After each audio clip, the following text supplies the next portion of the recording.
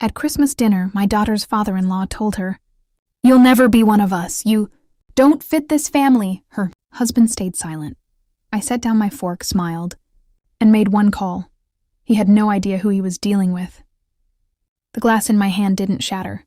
That's what I remember most. It should have. The pressure in my fingers, the way my jaw locked, the silence that followed his voice, thick, deliberate, soaked in quiet cruelty. "You'll never be one of us." My daughter didn't respond. She just stopped, fork midair, eyes lowered, like she had rehearsed this moment before, like this wasn't the first time. Her husband sat beside her. Still, silent. Cowardice has a sound. It's the absence of interruption. I watched her throat move as she swallowed something invisible. Not food, not pride. Something heavier. I placed my fork down carefully. No noise, no sudden movement. Just control. I smiled. Not at him. At her. A small, steady reassurance. The kind that says I see it. Then I reached into my coat pocket and made a call. One number, one instruction. "Start now." I ended it before they could hear the shift in my breathing. Across the table, her father-in-law leaned back, satisfied, like he had just corrected something that didn't belong. He had no idea what he had just touched. And he had absolutely no idea who he was dealing with. I didn't react because I already knew. Not everything, but enough. It started 3 months earlier, a hesitation in her voice. She used to talk freely, about everything, small things, meaningless things. Then suddenly, silence. Conversations became edited versions of truth. Short, measured, safe. "Everything's fine, Baba." That sentence is never true. Not when it's repeated. Not when it's forced. I noticed the bruises first. Not physical, emotional ones. The way she second-guessed her own sentences. The way she looked at her husband before answering simple questions. Permission. She was asking for permission to exist.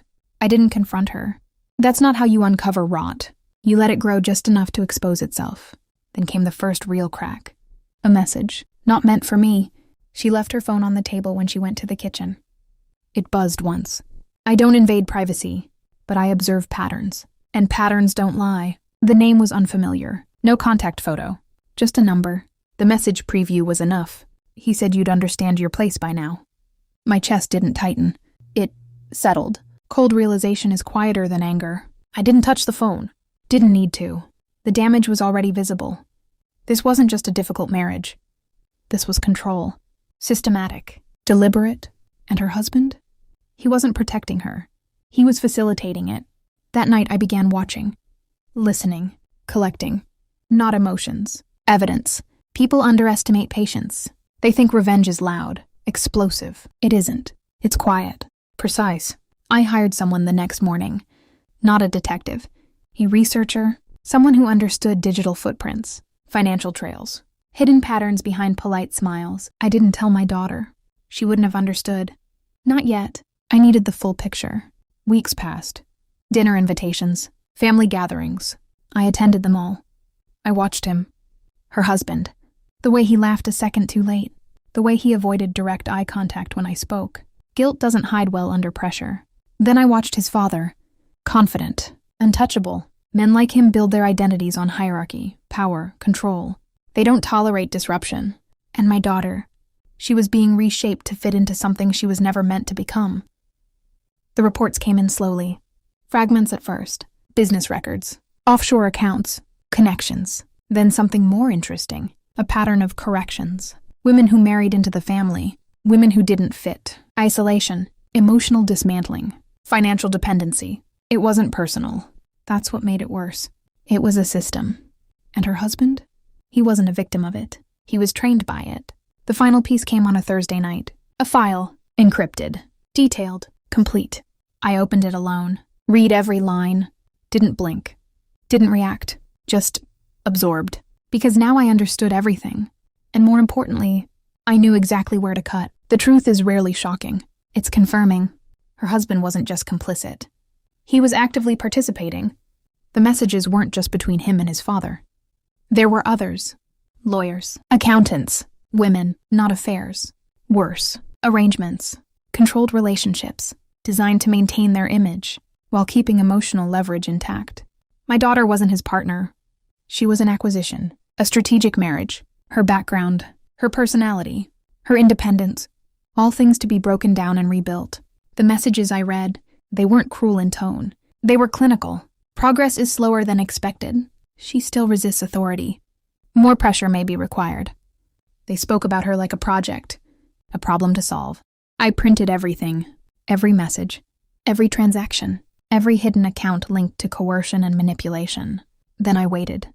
Christmas dinner, the perfect stage. When his father spoke, when he decided to declare her unworthy, I realized something. He wasn't just insulting her. He was reinforcing the system, reminding everyone of their place.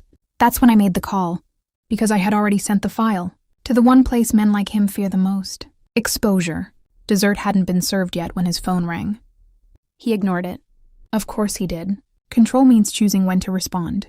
Then it rang again. And again. I watched the irritation build, cracks forming beneath composure. Finally he answered. A single word. Yes? Silence. Then his face changed. Subtle, but I saw it. Men like him don't panic. They calculate. But this wasn't something he could calculate. His eyes flicked to his son, then to me. Recognition. Too late. I reached into my coat and placed a thin envelope on the table. In front of him. No explanation. No announcement. He opened it slowly. Inside, copies. Not everything. Just enough. His hands didn't shake, but his breathing changed. Controlled. Tighter. I leaned forward slightly, met his eyes, and for the first time that night, I spoke. You're right, I said quietly. She doesn't fit this family. A pause. Just long enough. She deserves better. Across the table, my daughter looked at me. Confusion. Fear. Hope. Her husband tried to speak. I raised a hand. Not aggressively. Just enough. And he stopped. Because he knew. They all knew. This wasn't a conversation anymore. It was an ending. We left before dessert. I didn't look back. Not at him. Not at his father. Not at the house built on quiet control and inherited cruelty. In the car she didn't speak. Neither did I. Some truths take time to settle, to be understood, to be accepted. A few days later everything unraveled. Investigations, financial freezes, public exposure. The system collapsed faster than it was built, because systems like that rely on silence. And I removed it. She asked me once, "Did you plan all of this?" I didn't answer immediately, because the truth is, I didn't plan revenge. I planned clarity, and clarity is far more dangerous. I looked at her, really looked at her, for the first time in months. She wasn't asking for permission to exist, and that was enough. I stood up, walked toward the door, and paused just long enough to leave her with something she'd remember. Not comfort, not reassurance, something stronger. They didn't lose you, I said. A beat. They never had you. Then I walked away. And this time, I didn't look back.